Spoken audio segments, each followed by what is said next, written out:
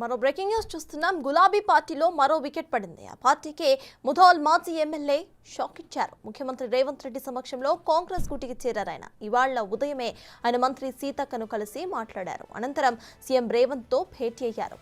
ఆయన్ను రేవంత్ కండువా కప్పి పార్టీలోకి ఆహ్వానించారు.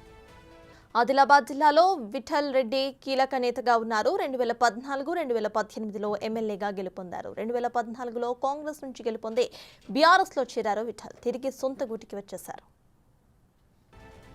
గులాబీ పార్టీలో మరో వికెట్ పడింది. ఆ పార్టీకి ముధోల్ మాజీ ఎమ్మెల్యే షాక్ ఇచ్చారు. ముఖ్యమంత్రి రేవంత్ రెడ్డి సమక్షంలో కాంగ్రెస్ గూటికి చేరారు.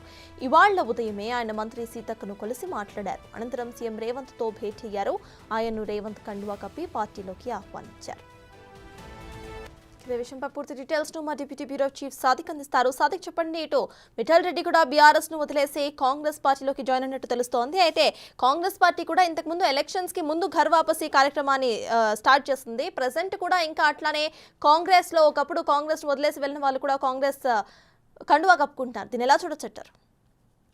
ఎగ్జాక్ట్లీ మీరు చెప్పినట్టుగా కాంగ్రెస్ లో గర్వాపసి కార్యక్రమం కొనసాగుతుంది. ఎందుకంటే ఇప్పటి వరకు చాలా సందర్భాల్లో కూడా వాళ్ళ కుటుంబ నేపథ్యం అంటే ముధోల్ మాజీ ఎమ్మెల్యే జి విఠల్ రెడ్డి ఆయన గతంలో కాంగ్రెస్ పార్టీలో ఉండే ఆయన తిరిగి మళ్ళీ కాంగ్రెస్ పార్టీలకి రావడం అన్నది రాజకీయంగా ప్రాధాన్యత సంతరించుకుంది. పార్లమెంట్ ఎన్నికల కంటే ముందుగా ఆయన పార్టీలోకి తిరిగి రావడం అన్నది ఆ జిల్లా సంబంధించి దాంట్లో కాకుండా ఆదిలాబాద్ జిల్లాలో చాలా బలమైనగా చెప్పవచ్చు. ప్రధానంగా చూస్తుంటే 2014-2018లో కూడా ఈ జి విఠల్ రెడ్డి అక్కడ ముధోల్ నుంచి 6 సార్లుగా ఎన్నికయ్యారు. అంతేగాని తండ్రి కూడా 2014లో టికెట్ కూడా ఉన్నది. సో ఏదైనప్పటికీ ఆయన బీఆర్ఎస్ సంబంధించినటువంటి ఎమ్మెల్యేలు మాజీ ఎమ్మెల్యేలు ప్రస్తుత ఎమ్మెల్యేలు అందరూ కూడా కాంగ్రెస్ పార్టీలోకి రావడం అన్నది ప్రాధాన్యత సంతరించుకుంది. రాజకీయ వర్గాల్లో తీవ్ర చర్చనీయాంశం మారుతుంది. బీఆర్ఎస్ పార్టీ ఖాళీ అవుతున్న విషయాన్ని కూడా స్పష్టంగా అర్థమవుతుంది. సిట్టింగ్ ఎమ్మెల్యేలతో పాటుగా మాజీ ఎమ్మెల్యేలు అందరూ కూడా కాంగ్రెస్ పార్టీకి చేరుతున్న పరిస్థితి కనబడుతుంది. ముఖ్యమంత్రి రేవంత్ రెడ్డి సమక్షంలో మాజీ ఎమ్మెల్యే విఠల్ రెడ్డి ఆయన పార్టీ కండువా కప్పి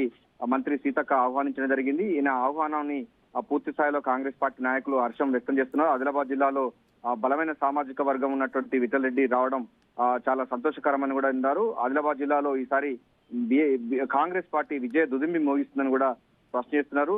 2014లో బీఆర్ఎస్ పార్టీలో చేరిన విఠల్ రెడ్డి తిరిగి సొంత గూటికి రావడం ఇవన్నీ చూస్తూ ఉంటే గర్వాపసి కార్యక్రమం కాంగ్రెస్ లో పూర్తి స్థాయిలో ఫోకస్ పెట్టినట్టుగా అర్థమవుతుంది. గతంలో కొన్ని అంశాలపైన కూడా విభేదించి బయటికి వెళ్ళినటువంటి వాళ్ళందరూ కూడా తిరిగి కాంగ్రెస్ పార్టీలకి వస్తున్నారు. అది కూడా పార్లమెంట్ ఎన్నికల కంటే ముందుగా రావడం అన్నది రాజకీయంగా నిజంగా ప్రాధాన్యత సంతరించుకుంది. కాంగ్రెస్ పార్టీకి మరింత బలం చేకూర్చినట్టుగా అవుతుంది. సత్తార్.